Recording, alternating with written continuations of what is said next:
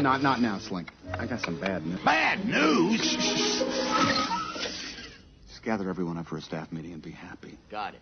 Be happy. A cowboy named Woody, with a voice by Tom Hanks, is the king of the other toys in the bedroom of a little boy who owns them. When the kid is out of the room, the toys come alive, and they have some terrific adventures in Toy Story. Kids will probably enjoy it on that level, but for grown-ups, the movie may be even more amazing because this is the first feature-length film made entirely by computers, every single frame. Look at the detail and the sense of three-dimensional movement through space in this scene as the toys send out a reconnaissance patrol to report on new toys arriving for a birthday party.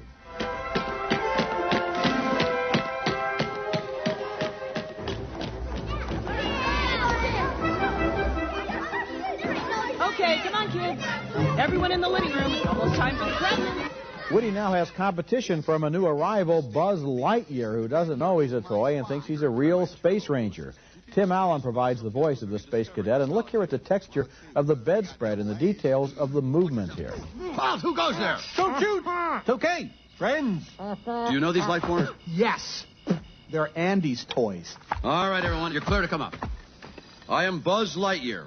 I come in peace. Oh, I'm so glad you're not a dinosaur. And now look at the freedom of spatial movement in this animation where Buzz tries to prove he can fly.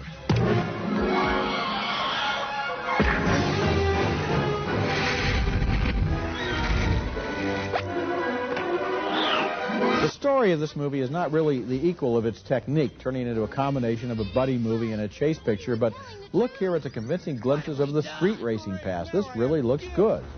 We're almost there! Rock the ramp!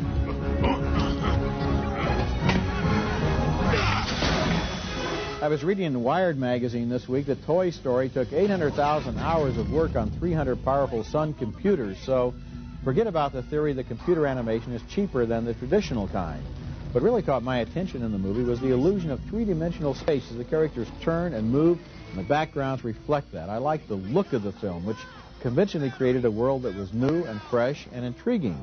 And I liked all the little side jokes, like when Mr. Potato Head finally gets married and we can look forward to some tater tots. Well, I think it's absolutely dazzling. And it was dazzling in a way that caught me by surprise. Here's why. I had seen the ads, and I'm sure everybody's seen the ads, where you see Woody, the figure, and you see Mr. Potato Head, and they look great and bright and all that. I liked the people.